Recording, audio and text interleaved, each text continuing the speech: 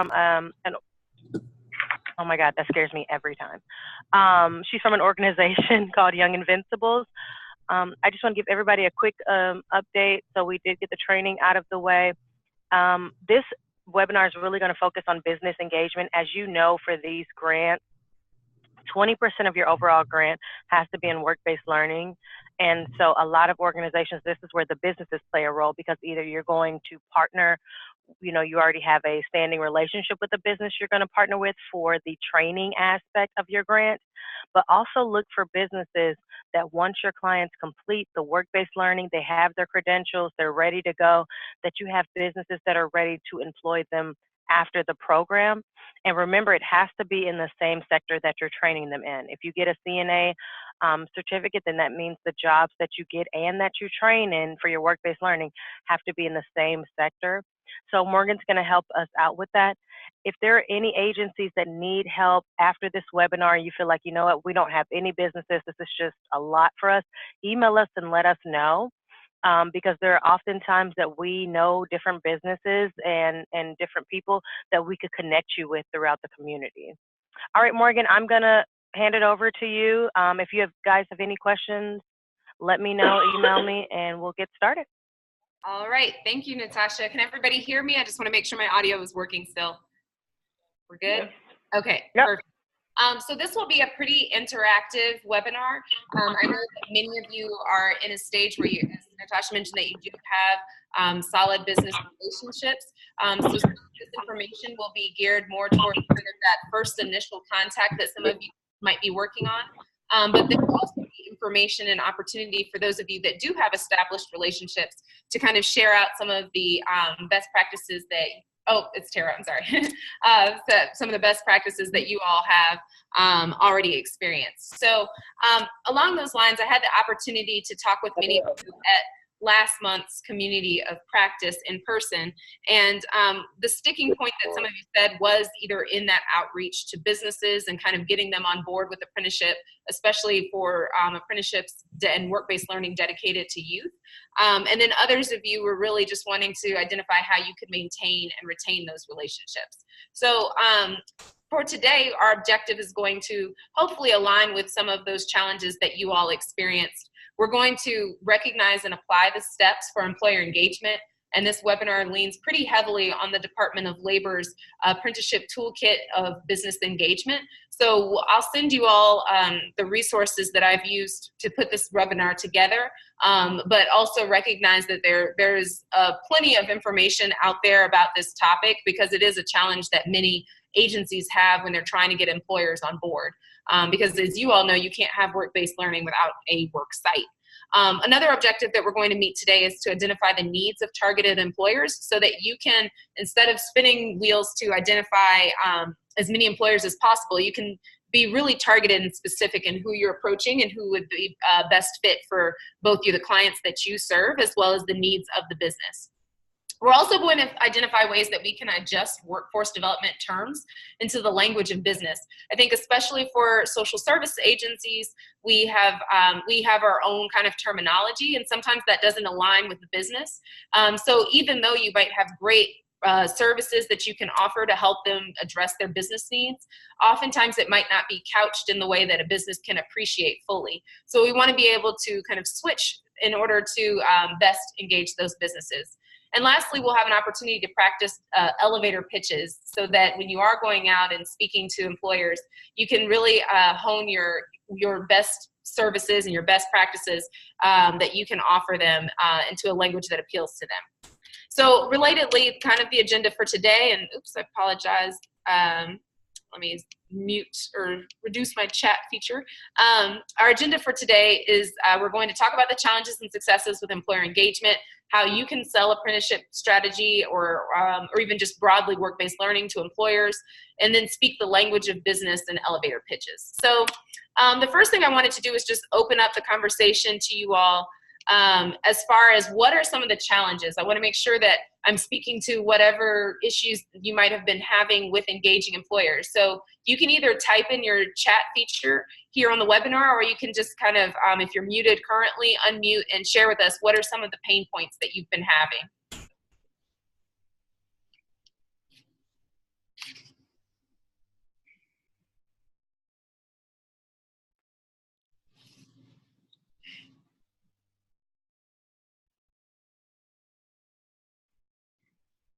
Any challenges?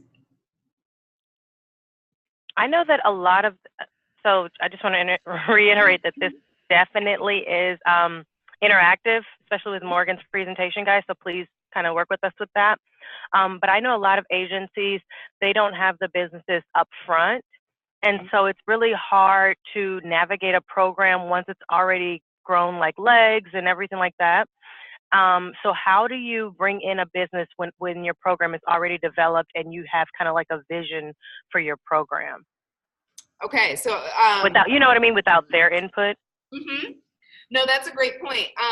So a lot of, when we'll talk a little bit more about how do you identify the value add for your agency if you already have a fully fledged program that hasn't necessarily directly worked with the employers that you're targeting.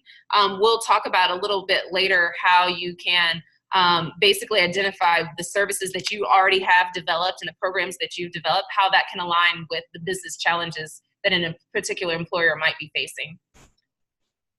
And then I see in the chat feature that Asian Human Services says that we haven't so far encountered any issues as we are working with an employer partner we have worked with for a few years now. Okay, that's great. I'm glad to hear that it's going smoothly. And then the majority, another comment is the majority of our employers already have a partnership with our school district. Okay, so we have a lot of people that have had some established relationships. And this is an opportunity for those of you who might not have some of those established relationships.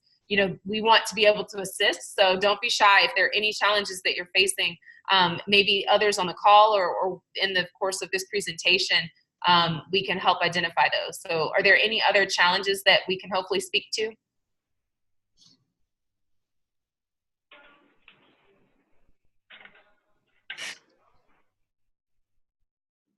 Nope. Okay, so then it sounds like, kind of relatedly, that you all have a number of successes. So for those of you who already have successful relationships and kind of strong partnerships with employers, would love to hear how you all went about connecting with them and how you have been able to maintain that relationship for what sounds like a few years for some of you.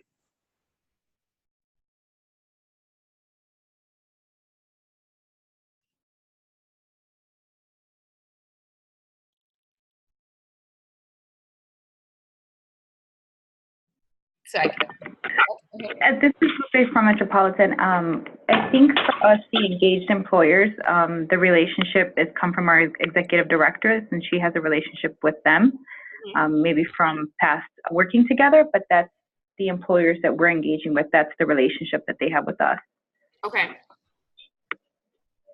And what sector or industry is that in? Construction. In construction, okay. And construction, the good thing is construction is extremely adapted to the work-based learning concept and apprenticeship concept. So that is a good industry to target because they're well-versed in what this looks like. For those of you who might be working in kind of more fields where they're not as accustomed to doing work-based learning experiences, they're probably more likely to hire somebody off the street as a college graduate. Have there been any hiccups in terms of what that looks like and working in new industries?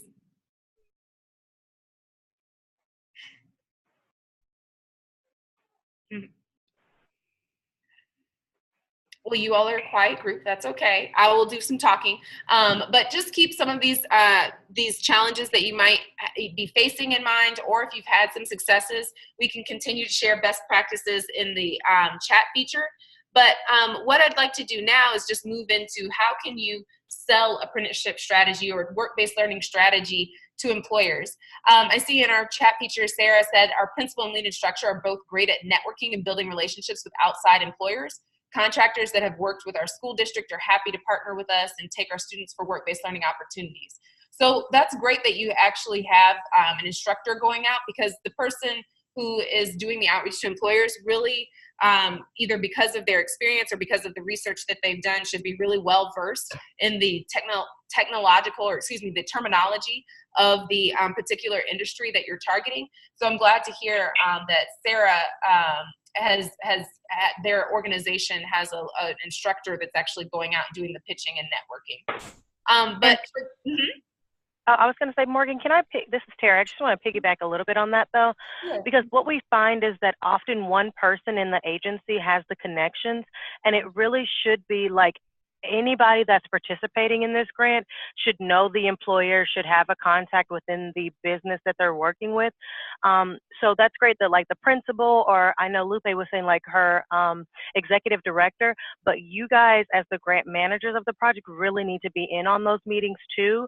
Like you should know the employers by first name, and they should know you as well, because if anything happens and that one person with the connection leaves the organization, oftentimes that we found that the whole grant just kind of just implodes, because there's no contact, or there's not already relationships that are formed with other people and with other businesses too. So also don't just have one business that you're working with or anything like that, have multiple, because a lot of you have kids like 30, 40, 25 kids, and really trying to place all those kids at one agency or business is really difficult too. Thank you. No, that's a really good point, Tara. And I think especially for those of us who might either consider ourselves more introverts, or just the idea of selling something, you're like, I got into social services precisely because I did not want to have to do anything that looked like selling. So what I'm hoping that today will do is get you a little bit more comfortable with thinking of yourself as somebody who's promoting for your agency services with employers, so that, like Tara was saying, you don't have to go out and rely just solely on that one person. So we'll talk about the skills that you need to do in order to be kind of the promoter of your agency. The steps that the Department of Labor has identified as best practices for engaging employers are kind of outlined on this slide. The first that I mentioned briefly is to develop a targeted list of employers. So again, we don't want to think that every business out there, even if it's in the industries that we know we want to align with, every business is not going to be for your population. They're not going to be a good fit with your organization. And so you really want to spend a lot of upfront time and labor identifying who you really want to target. And then after you kind of develop a list, you want to then figure out what those businesses needs. Some of those, what those businesses needs are. So some of those needs will be evident based on the job descriptions that you might see posted, but other times this information will emerge from an actual kind of cold call or conversation that you have with a particular employer. The next step is to share Apprenticeship's value proposition, or work-based learning's value proposition. So there are some myths out there, or even just sometimes even factual examples of employers being hesitant to hire youth especially, but really anybody kind of that is pitching a certain population, employers might be a little bit hesitant. So we want to be able to exactly identify how we can do a value add for their business. At the end of the day, we're out here not doing charity. We're helping businesses make more money and get to their bottom line. Some also have kind of a community orientation, but at the end of the day, they want to make sure that whatever you're adding to their company is helping them increase their profits. So after you kind of identify what your work-based learning program's value add is, or value proposition, we want to be able to pitch your actual services. This is kind of going back to Tara's comment about how can you identify what your program already is doing that can help them meet their business needs. And then lastly, the last 5 steps are really to kind of firm up what the agreement is about what you'll exactly be providing for the business, and then maintaining the relationship, which is what it sounds like many of you are in. So this slide is really just saying that when you're thinking about how you as an agency and your population, the program that you're running, can support a business, the temptation is to think that apprenticeship or work-based learning kind of is the silver bullet, right? That can help anybody's business. And one quote by the psychologist Abraham Maslow is that if the only tool you have is a hammer, you tend to see every problem as a nail. Relatedly, if you're really just immersed in work-based learning, you tend to think, or sometimes the temptation is to think that this strategy will help all businesses. The reality is that's just not true. And so when you're starting to narrow down the employers or the industries that you're choosing to target, you want to be sure that these businesses actually will benefit from an apprenticeship program. So how do you do that? So first, you want to create a list of 5 to 10 companies as your first step in employer engagement, is to, again, do some research. one of the things that you can do for your research is to identify growing sectors and businesses in your region. Many of you already know the industries that you want to target, so you're probably well beyond this step. But even if you have kind of narrowed it down, make sure that you're doing industries in your local community, or that you're reaching out to industries in your local community that actually are reflective of growth opportunities. The way you can find some of this information and research is to either reach out to the Department of Commerce. You can reach out to your local chamber. Maybe your local workforce board has some information on what sectors are out there. You can even look on the Bureau of Labor Statistics to identify kind of high growth industries. There are a number of different resources, even just going on Indeed.com or any of those popular job posting sites.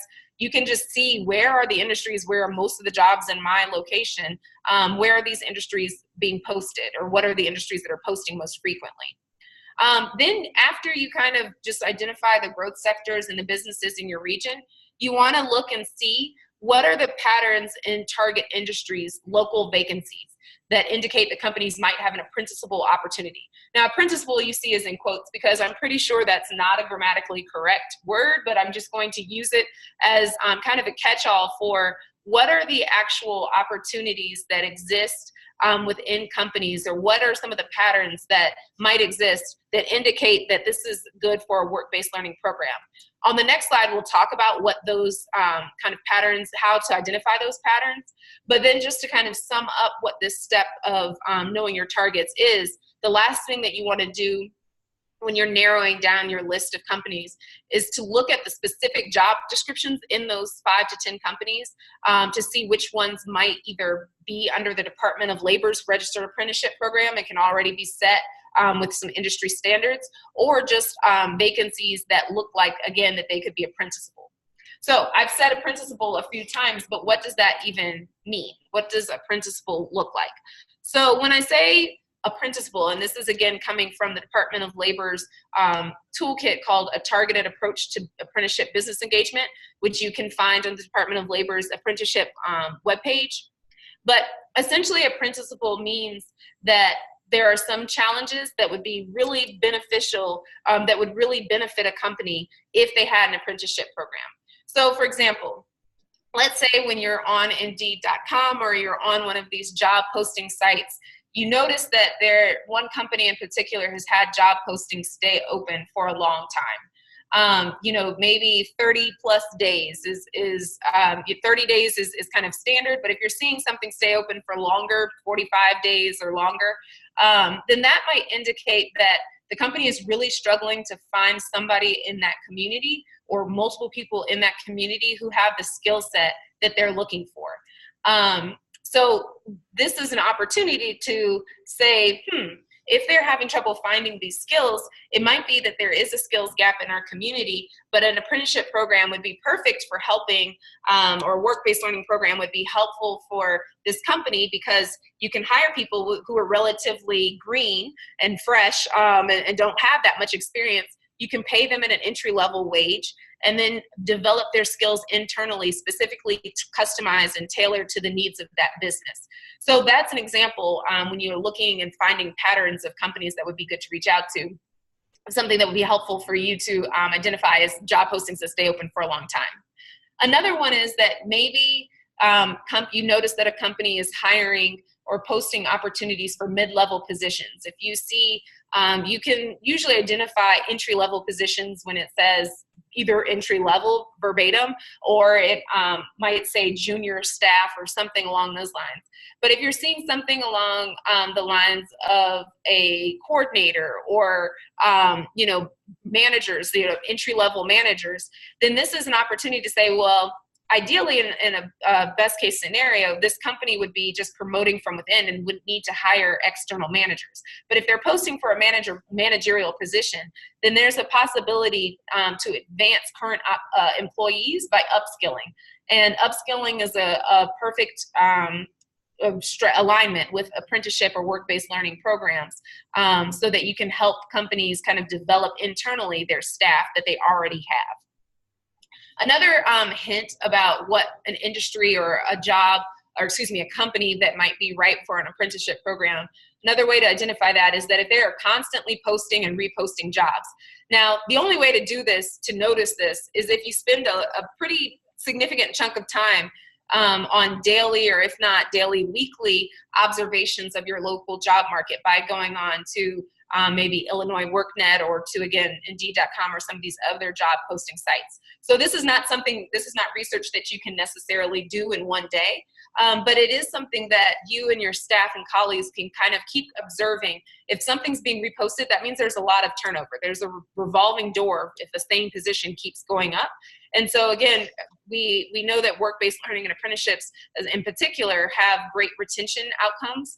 And so if you're noticing this, you can pitch an apprenticeship program as an opportunity to increase retention and lower recruitment costs. Another thing to look for in terms of apprenticeable positions is if the business is posting multiple jobs for skilled positions that have not been open in the recent past. So if all of a sudden you see a company, and especially some large, let's say manufacturers in the area, that you haven't really heard of them hiring, and everybody sees this company as a great opportunity for long-term career. If all of a sudden they're hiring, that means they're probably facing what's called the gray tsunami, in the not most politically correct terms. But for example, in manufacturing, 10,000 people a day across the country are retiring from the manufacturing field. And so there are employers, especially in some locations, that are having a really hard time replacing those people with really seasoned experience. And so this could be an opportunity to say, I know you're facing a growing retirement wave. Potentially an apprenticeship program is a way to hire in young people, especially since you all are working with youth, to bring in a whole new generation of a workforce. Lastly, another thing to look out for is that no jobs are open, but the business has expressed an interest in customized and/or technical training. Now, this is where you might not be able to find this information on necessarily Indeed or even a particular company's website. But if you are specializing in something that's a little bit more technologically heavy, if your program is focused on technology, then potentially just doing some kind of outreach or cold calls to some employers to identify, are you finding the skill set that you need or within your company to help keep pace with the technological advances. So again, this is more of an upskilling opportunity that work-based learning and apprenticeships have been known for. I'm going to pause right there. So before moving on, just to remind you all that, again, if you have any questions or comments that you've noticed as relating to patterns in apprenticeship or work-based learning, please feel free to stop me or write them in the chat. Again, I want this to be to do some knowledge sharing as well. All right, so once you've kind of identified the industries that are apprenticeable, and you've kind of narrowed your list down to, let's say, 5 to 10 businesses, relatively arbitrary number, but whatever feels manageable to you, this is where you're next going to identify a business's needs. That's the next step in employer engagement. So how do you identify a business's needs? One is to just look at the job postings themselves and see what it is that they're looking for in terms of skill sets, what skill sets, if they have multiple job postings at a particular company of one of your target employers, what skill sets they have in common. And then once you kind of do your own internal research, and maybe even going on to websites to like trade magazines for whatever industry you're in, to see what overarching skill sets you need. This is when the time it comes into reaching out to HR, doing some of that networking that it sounds like you have some point people in your agency working on right now. But again, as Tara mentioned, you want to make sure that you're getting as many people in your agency trained up in how to engage employers as possible, or at least as the program managers. Now, when we say that, some people might say, well, I really just don't like the idea of sales. That's just not my wheelhouse. You might think of the Wolf of Wall Street or Glenn Ross, always be closing the ABCs of sales. This really isn't necessarily sales. One way to think of employer outreach is really as more of a consultant in terms of you figuring out what is a business's needs, what are their challenges and pain points, and then how can your program, again, address these pain points. So essentially, you all are now kind of taking on the role of becoming a sales consultant as opposed to a sales person, or kind of an image of the used car salesman. So how do you become this consultant figure? Well, the first, again, is to speak to the needs of the person. Anytime that you are doing any kind of employer engagement, you want to understand exactly why this company should spend their 30 minutes or an hour or even longer having a conversation with you. Because in the business world, and really for all of us, that the pain points, time equals money. And therefore, if you're spending an hour, you want to make sure that you're spending it well. Before I move on, I see that there's a comment from OAI about the other side of the tsunami. This is going back to the retiring workforce, is that the other side of the tsunami has been that companies' remaining staff is so swamped that they do not have the resources, time to effectively operate apprenticeships and even internships. Sales increase. Anyone have ideas on what additional supports we can provide and how they have on how to have those difficult conversations with the employer that internal issues are contributing to the fail rate? That's a great question. So I am going to pause there. Does anybody have any experience with having that kind of conversation with employers that might be experiencing a large number of retirements?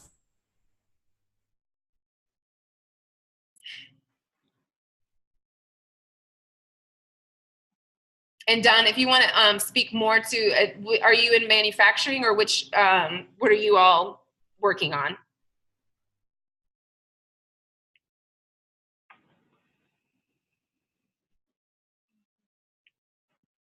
Yeah, they're in the manufacturing sector. Manufacturing. Okay.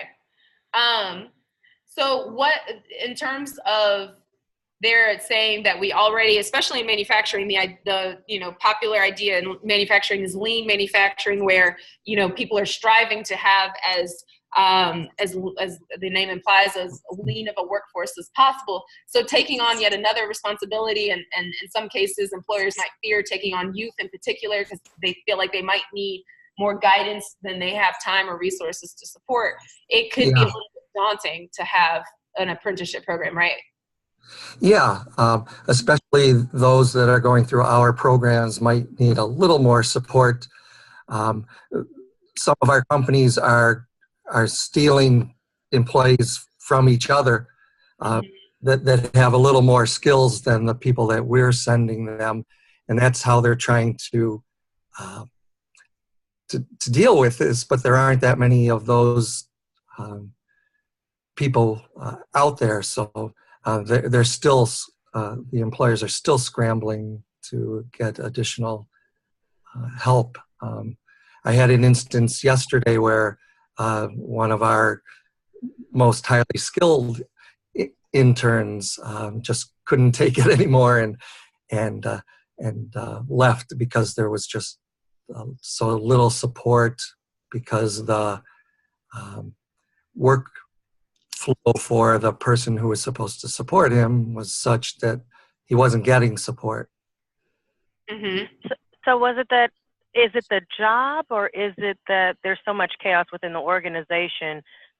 I don't know that I would consider it chaos, but yeah, there's so much work and pressure on the remaining employees that are supposed to be that support net, that they're not getting that support. And I don't know if there are additional things that we can do that others have found that have worked, or one of the things we added this time around, Don, is the work site, and we introduced it last time, but especially for this round, it's going to be critical. But prior to putting any students in a work-based learning experience, it's going to be for you guys, your team, to go out there, look at the environment, meet the staff, know who's going to be actually with the student, and it's kind of like an evaluation that you're doing on the business first. Because when you get there and ask, hey, how many hours per week are you going to, spend with the student, or what does an average day look like? What will they be doing? And they tell you, oh, they're going to be filing papers or shredding something. You immediately should know, okay, this is not where we want to put those students. So that's going to be something we're going to stress heavily this time around, is making sure those work site placements, like I said, documentation is done prior to putting any student at any facility. And then how many students do you have at that business from your program? We had 3 at one point. And 3. yeah, we do go in and do that assessment up front, and everybody's positive and hopeful that it's going Yeah. out the way they plan, but the manufacturing flow changes over time. Yeah, and I would say honestly, in the beginning, we did them every 2 weeks, and it's a quick check-in just to go out there, because honestly, this the money with their grants is so flexible. If you need to add more money to travel or something like that for you guys to get out there and be really active with the students and the work experience, because you want it to be successful at the end of the day. Mm-hmm. So we are encouraging everyone to do, especially in the beginning. I found that agencies that are really out there, if there's any issue, say there's a tardiness issue or anything like that, you know about it immediately, you can address it immediately, and it doesn't become this thing of like it lingers for a month, and then next thing you know, they're telling you, hey, we don't have any more space for your student or whatever. But we're stressing going every 2 weeks in the beginning, just to do a quick check-in, just to make sure the student is good and the business, and then maybe do it every month after that they're there.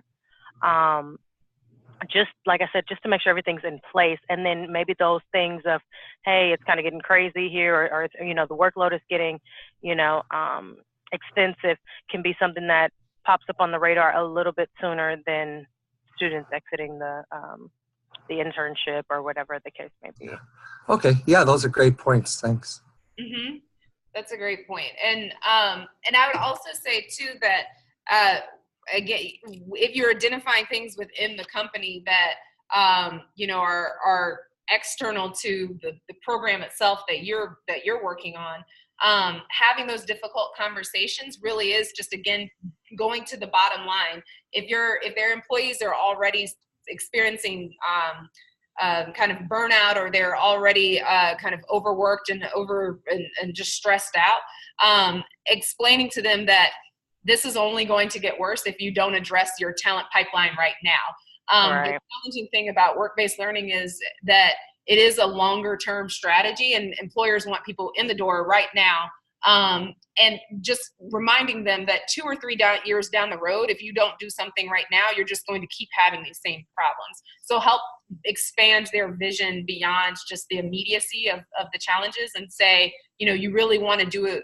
We really want to support you in retaining the employees that you have, both the ones in our program and the ones that are serving as mentors, so that we can address your longer term kind of turnover rates. So that might also be a strategy. And we'll talk about at the end too, that offering to have even mentor workshops. I know our community of practice last month revolved around how can you turn the current employees into mentors for your youth in the program. Offering that kind of support may help the already overworked staff kind of feel supported in knowing how to even manage somebody, because even if you've been in a field for 30 years, you might not have actually managed somebody or worked directly with a young person coming up in the field. Right. Okay. So, but thank you for asking that. Are there any other kind of challenges that you all have noticed that, in engaging with employers, there's some of their other pain points? I was also going to say, for organizations that have, like maybe 3 students at that, or I think that sounds like enough at one business, because what you don't want to do is have 5 to 7 students at one. I mean, unless it's like a huge organization and they're kind of all, spread out everywhere. Yeah, but they also, are. Yeah, but also talking to the business, hey, what's your vision for these students? How many can you realistically hold on to? Because as you know, speaking of businesses, sometimes you say, hey, youth, and they're like, oh my God, great. Now I got to have somebody watch them. And, so having a realistic amount of students there is perfect. And then also, and doing those check-ins. But that's when you also have a Rolodex of businesses on the side too, because let's be honest, sometimes these businesses, you're like, let me pull my kid out of this situation now. Yeah. And that's okay to do that in instances where, it's needed. You don't want it to where a student has like 5 different work experiences, because then that's something else going on. But it is more than perfectly okay for you to say this environment is not working for my student, and let me pull them out and already have another work-based learning opportunity set up for them to where they don't miss a beat. They just go to somewhere else to still get that experience. So that's why we're encouraging a lot of organizations this time around also to have multiple businesses, because sometimes it's not the student. I mean, you can have the, you know, the best student, but if the environment is just hectic already, you may need to pull your student out of there and get them another work experience. Yeah. In this, I was speaking generally, but this specific case is a multinational company that has internship experience and things like that in other aspects of their business. They have about 10 locations just in our little region, so we were very hopeful with them. Great. And yet this is a two-way street, you know, in terms of finding the best fit. It's not only how can you all give this, you know, how can our students get an opportunity to get paid, or our young people, but it's also, is this the right fit? There are some companies where the culture, for one reason or the other, is not conducive to having your population. So I'm glad you all, it's setting a high bar on both sides of the aisle. So in terms of other potential pain points, kind of talking about the retiring workforce is, and the persistent vacancies that can come from a large amount of retirements all at once. There could be skills gaps in the communities that a business might be facing, and therefore this could be an opportunity to align your needs with your population with the needs of the business. There could be some retention rate. I know we just mentioned that wage chasing. Some employers are having a hard time holding on to people because they're just going to the next company in that same industry who might be paying $1 more or have slightly better benefits. So as the evidence is kind of borne out, at least for registered apprenticeship and work-based learning, 91% of people who are at least in registered apprenticeship stay on with that company beyond the time of the duration of the program. So pitching your organization and pitching kind of a work-based learning opportunity as a way to retain staff is a great value add for businesses. Some businesses also might be facing high training costs, or again, needing to focus on some upskilling of their current workforce. So these are all areas where if you ask companies questions like, which jobs do you have the most difficulties finding workers in? Which positions have the highest turnover? These questions like this can help you during your conversations with employers identify exactly what their challenges are. Another question that you could ask is, which occupations are highly skilled workforces, or is your highly skilled workforce retiring in? Where are your workers having trouble keeping pace with continuing industry's advances? These questions, and again, I refer back to the apprenticeship toolkit that the Department of Labor has issued. These are some questions that you can start asking employers when you are having that initial conversation and outreach, and kind of vetting if they're the right fit for you as well. So after having identifying some of their pain points, let's just briefly talk about what is it that you say to apprentice or to employers right now that can help address some of those needs. So remind you again of the needs of whether it's recruitment, maybe they're having trouble diversifying their staff, or maybe they're having trouble with turnover rates or long-term vacancies, upskilling and training costs. What do you all say right now to help why work-based learning or apprenticeship specifically can help address those businesses' needs?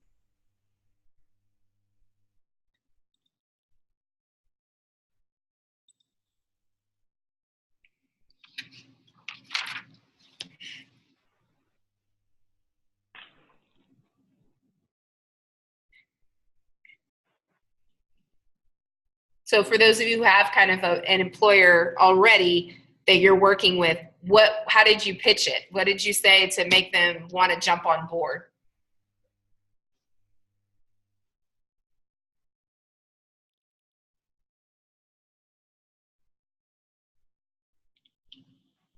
No? Okay, well, just in the interest of time, presuming that you all had shared, but I know you all are doing some great work, you already have shared the value proposition, which is step 3 of kind of the employer engagement. So step one was doing your targeted list to identify which companies might have some apprenticeable opportunities. Then step two was having a conversation to identify some pain points. Then step three is really helping them see the value of work-based learning. I'm using apprenticeship here because that's what Young Invincibles focuses on, and I know that's what many of you are doing right now. But more broadly, work-based learning. How can these help? How can work-based learning opportunities help with, for example, diversification? So diversification can help because if the young adults who might be trying to identify what their career pathway looks like, sometimes companies, especially in the newer fields like in technology and IT, they think that let's go straight to the four-year universities to hire our workforce. In that case, and we all know there's some challenges with college access being equitable across different demographics. If that's the case, they're only sourcing from certain pools and populations with those four-year degrees, they're going to have a limited amount of diversity. But if they have, for example, a work-based learning program, and you pitch your work-based learning program as an opportunity to tap into untapped talent pools, this can be a way for a company that's seeking to diversify their talent pool, an opportunity. Work-based learning provides that opportunity. Another way that apprenticeships or work-based learning can address some business needs is there's persistent vacancies. We already talked about how a work-based learning opportunity is a way that companies can train their employees from the ground up and get really customized training specific to both the culture and the skill sets that are needed in particular occupations within a company. So work-based learning is a great way to get your specific training needs met as opposed to hiring somebody off the street. Another value add and value proposition for apprenticeships in terms of the retention rate, where we already talked about how 91% of at least registered apprentices stay on board once they complete a program. So you can speak to these kind of concerns that an employer might be facing by showing them how work-based learning can address those needs.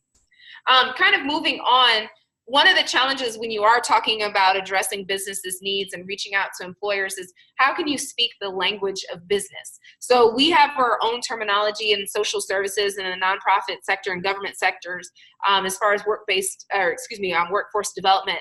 But businesses might not speak that same language. And so if you go into a company talking about, we're going to do case management services with all of our youth who are working in your program, that's great. And many of the employers might know what you're speaking about. But in reality, some of them might not. And the language that you can use instead of case management is retention efforts. So a business knows all about retention. That kind of affects their bottom line in terms of productivity and keeping down training and recruitment costs. So instead of using case management, by switching your terminology to saying, for example, retention efforts, you're building credibility with the employer that you know what you're talking about in terms of their businesses and their business needs and challenges. Another thing that you can do to boost your credibility with a business is to research terminology that's unique to that field. If you go on what's called ONET to look at specific job descriptions, or broad occupation descriptions, you can see some of the skill sets that are needed for these particular occupations and what some of the terminology is that's kind of floating around for that particular field. Another good resource is trade magazines, the company's website itself and the job description, and even newspaper articles so that you can, for example, if you're talking to a company in a burgeoning field that's using apprenticeships like in IT, you're talking about cybersecurity or access to the internet, and you use terms like net neutrality, a company might think that you are more and appreciate that you have more expertise and that they're not just kind of doing this generic program working with youth where it can feel more like they're offering a charitable program as opposed to something that meets their business needs. One thing also to think about when you're switching up your language, this is from the Department of Labor's Talking to Businesses About Apprenticeship kind of toolkit. But these are some examples of how you can switch in work-based learning or apprenticeship speak into business speak. So in the workforce development field, we might talk about outreach and selection. But when you're speaking to businesses, they understand the language of recruitment and interviewing. So even simple things, even though they're pretty much synonymous in many ways, switching your language to the language of business will help, again, lend you more credibility when you're doing some outreach. And then things like, we won't go through all of these. You can use this example, and I believe the slides will be shared with you later. But for example, when you're talking about related technical instruction and how an actual apprenticeship program, you know, that RTI, even using that acronym, might fly over the heads of the companies that you're working with. Instead, talk about internal and external training, for example. These are just great opportunities to have conversations that are there's nothing getting lost in translation, for example. So how can you sell your organization? So in these last few minutes of our webinar, we can talk about how are you going to pitch yourself once you have gone through the steps of identifying your targeted companies, doing some research about what their business needs are, and then talking to them about the value add of a work-based learning program. How can you pitch your specific organization? So again, this goes all to identifying what your program is already doing that can meet the business needs or challenges of the employers with whom you're engaging. So for example, the top 6 workforce management challenges that the Human Resource Management Society, or the Society for Human Resource Management, identified in 2016 are around retention, employee engagement, recruitment, succession planning, culture management, and performance management. If you look at this list, retention and turnover is the biggest challenge that are facing workforce and human resource, professionals. We've already talked about how workforce development, work-based learning or apprenticeships can help address retention and turnover efforts. You can increase apprentices' loyalty if you have that progressive wage, if it's an official apprenticeship program. You can also have the loyalty, the 91% retention rate, speaking to them about, we offer great retention services, not case management, but retention services to help you address this most pressing challenge. Maybe even recruitment is something that you're great at. If a company is having those long-term vacancies, then they just can't find skilled labor, you can talk about, well, we work with hundreds of youth a year, for example, and our agency can help you diversify not only your talent pool, but also ensure that you're getting the right fit. We're not going to send just any youth to your organization. We're going to send the youth that we've already vetted, and talking to them about that recruitment and interviewing and selection process that you use. So when you're pitching your services, what you're going to do is just kind of have a conversation around asking them what their challenges are. Again, you want to speak maybe 25% of this conversation and then 75% listening to what their challenges are. Paraphrasing the needs using the business language that was outlined on that previous slide, and then sharing your agency's value add that speaks to their needs. So whether you all think you're really dynamic at that kind of case management that you can then talk about retention efforts, or you think you're really great at outreach and recruitment into the community and can select and interview students well, whether it's that you have the supports that many organizations are lacking, or many individuals are lacking, maybe in terms of you can connect young people to childcare if they need it, or you can connect them to transportation services. That all goes to a company's bottom line because they want to know that their future employees are going to be reliable. And if you as an agency can say, well, we pay for CTA passes, Venture passes, for example, here in the city of Chicago, or we have childcare subsidies or access to childcare subsidies that we can use to help support the young parents in our program, that will give some reassurance to employers that this is in fact an opportunity to have really reliable employees that they can kind of groom to fit the needs of their business. So just in the interest of time, we won't necessarily have you all practice your pitch right now, but I would encourage you offline to kind of go through this previous slide and just returning to it, going through these 3 steps and kind of practicing your elevator pitch.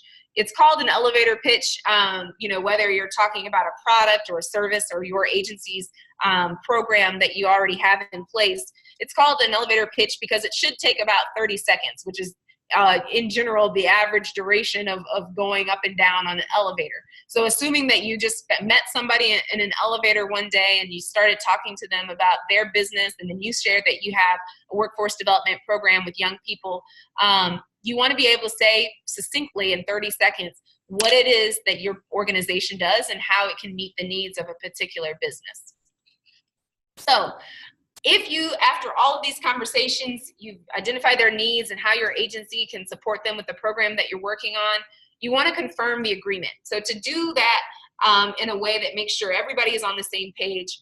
After your meeting and after your phone call, depending on if you do face-to-face or in person, you want to send a summary of your meeting that outlines what and summarizes what the identified needs were that they said, that they mentioned in their conversation, how apprenticeship or work-based learning can address those needs, and what, again, your agency can offer. So again, you're summarizing kind of all of this information that we're talking about.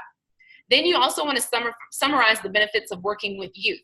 So this is something in particular that you all as youth engaged agencies want to be sure to highlight, because we talked about in last month's Community of Practice what some of the youth aversion might be for employers. And by saying that, you know, what are some of the kind of success stories, you might even want to put in some anecdotes about a successful outcome for both a youth themselves and for the employer that they worked in. That would give some extra reassurance to the employers you're reaching out to.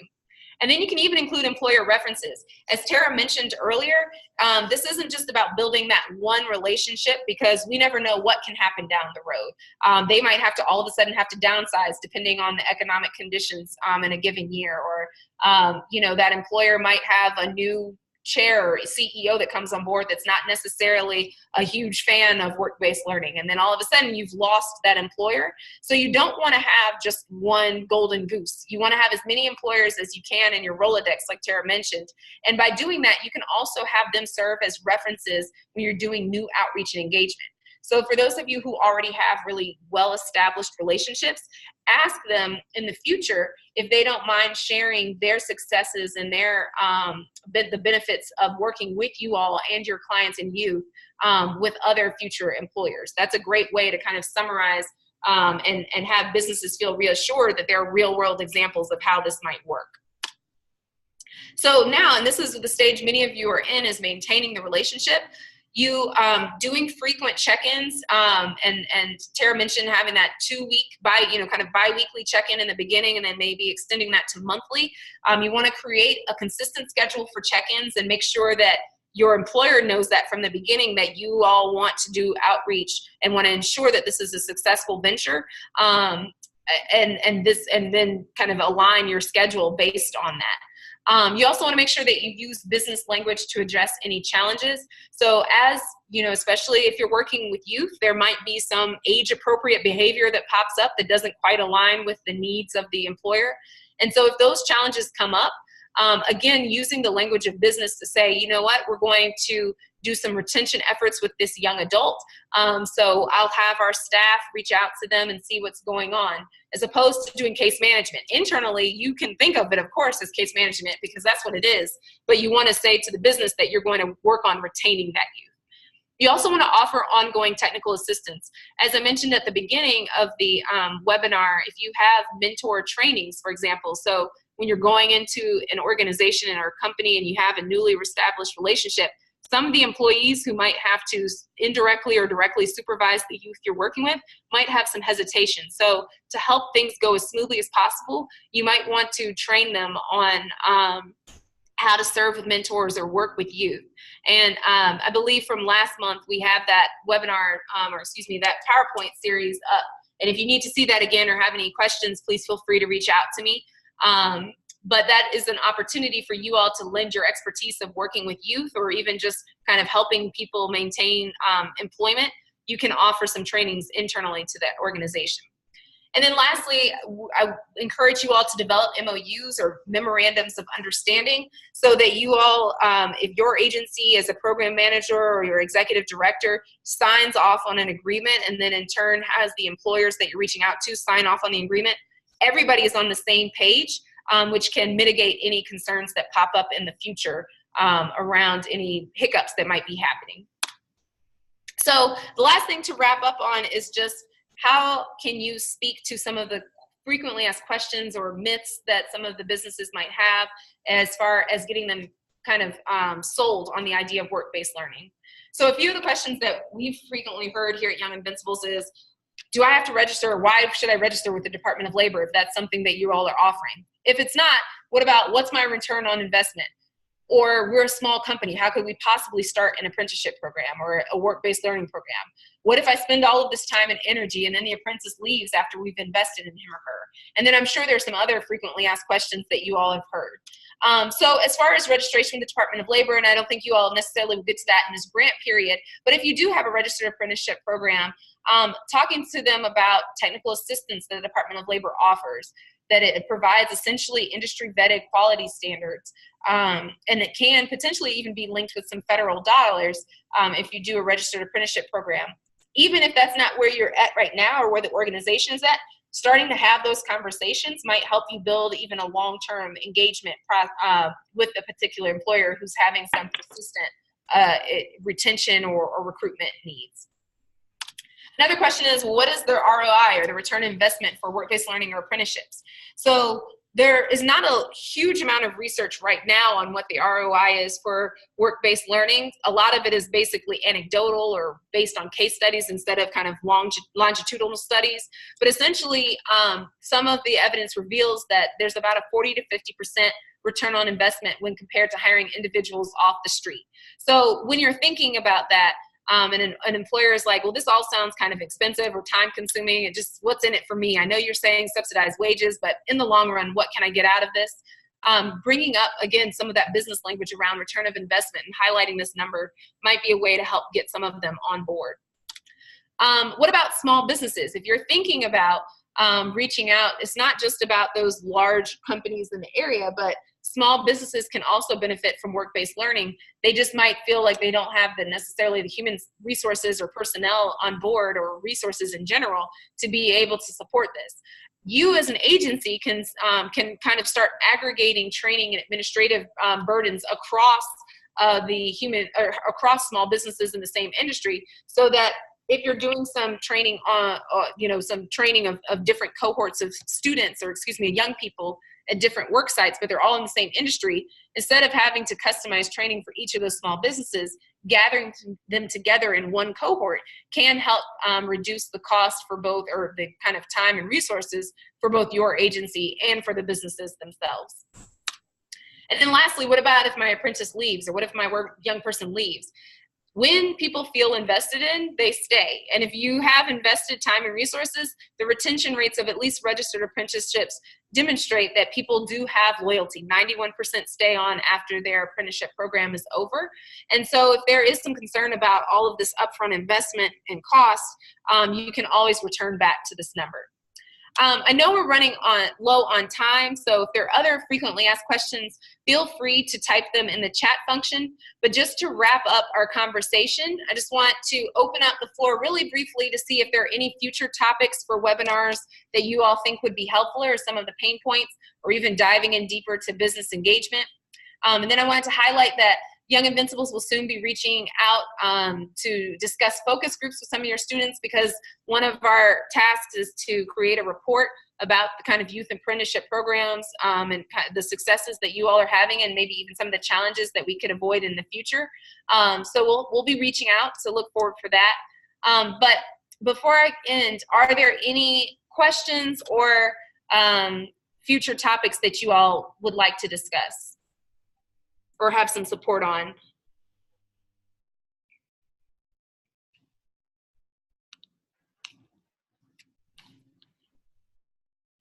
No?